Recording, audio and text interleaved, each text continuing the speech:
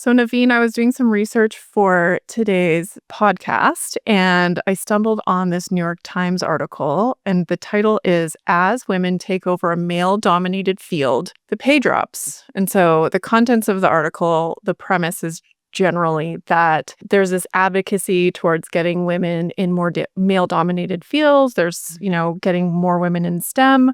And then studies have shown that once representation of women increases, the salaries around that group of jobs generally drops. Um, and so it just made me think about the gender pay gap. I mean, we have across Canada still a gender pay gap between women and men. I think it's women earn 89 cents on the dollar for every dollar a man makes. And I just thought it would be an interesting thing to talk about. It's is as if our labor is valued less Right, overall, even when it's for the same job. right. With very similar experiences as well too, from a professional standpoint. So I wonder though, is that because men negotiate for more pay? Is it that um, what's behind that ethos? Yeah, I think there are a number of factors. Negotiation is definitely one of those factors. We actually just had an event with a comp negotiation specialist, and that's one of the things she said was that not that male employees negotiate more, but just like women are less comfortable asking for what we want or we're unsure of what we actually deserve. Mhm. Um, but also there's a woman, I think her name is Claudia Golden. She won the Nobel Peace Prize, I believe, a couple of years ago. Mhm. And she was the first woman to, of her own research, win the Peace Prize. And her research was around the gender pay gap. And so what she found was where traditionally it was understood that the pay gap exists because of the jobs, the careers that women choose. We choose nursing, or we choose teaching, or we choose these roles that are paid less generally than a male-dominated field. What she found was the actual cause of the gender pay gap is motherhood. So there's this concept that we call the motherhood penalty, whereby, you are removed from your job, you're not making your regular income, you're also not available to receive a promotion, you're not, paying into the pension plan.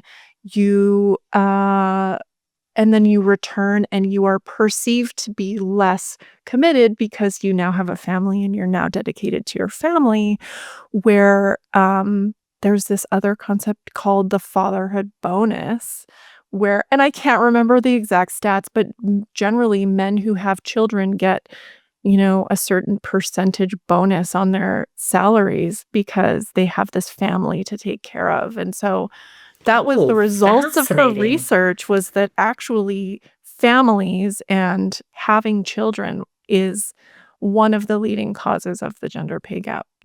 Naveen, we've spoken about our opinions on mat leave before, and one of the ways that organizations can support women is to, include them in the possibility of receiving a promotion, or like you've said, let's loop the women in while they're on mat leave, like allow them to stay connected to their team, allow them to come back as it works for them and in a way that works for them. And so maybe we won't have individuals leaving for these large amounts of time. There's these 12 to 18-month mat leaves. Maybe they leave for 6 months and then come back part-time. I think another thing to consider is supporting men in that experience. And we actually have a partner organization who stood up a paternity leave program, and none of their male colleagues were taking that program or enforcing it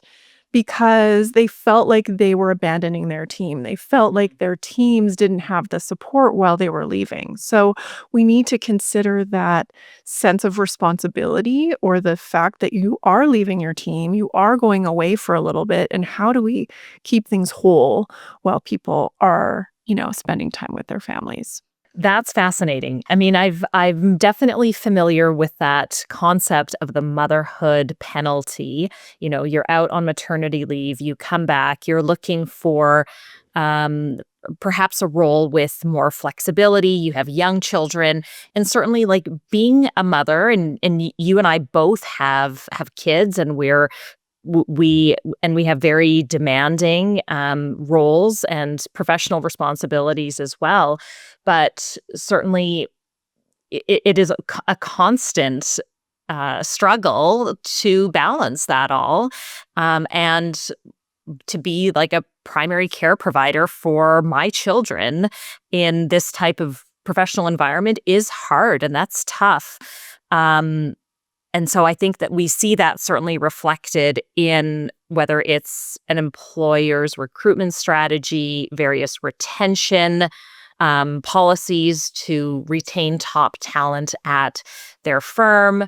What are they doing to invest in and cultivate leadership traits? And I think over the last certainly like 15 to 20 years, you've seen more companies invest more proactively in ensuring that these workplaces are built for women and that they take into account very diverse professional needs and requirements. Because at the end of the day, if you are a hardworking, kick ass, amazing employee and your workplace is not um, demonstrating their value to you and their commitment to you, there's a lot of other places that you can dedicate your time and talent to. And I think employers are seeing that with some of the decrease in their talent pipelines, and movement elsewhere.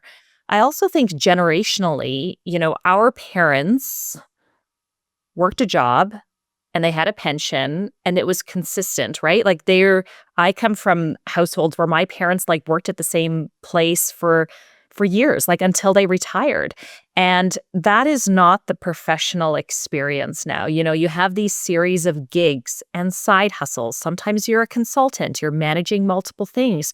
So, you can work remotely, you can connect with people all over the world on Zoom. So the workplace has transformed.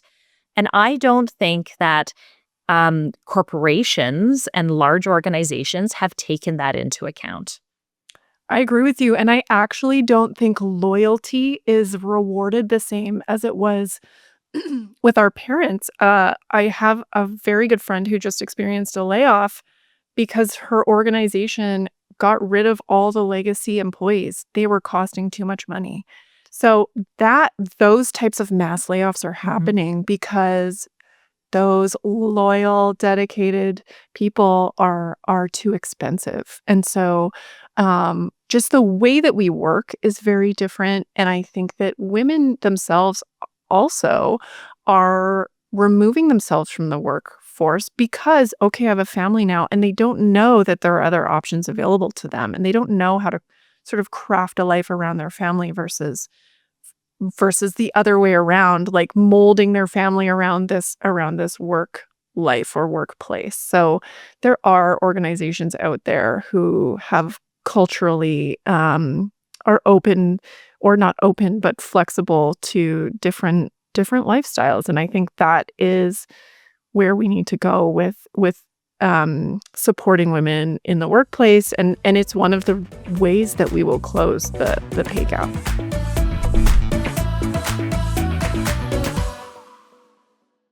The Quiet Part Out Loud is produced by Access Connects and brought to you by. Oh, wait, is there a sponsorship opportunity there? Learn more at accessconnects.com.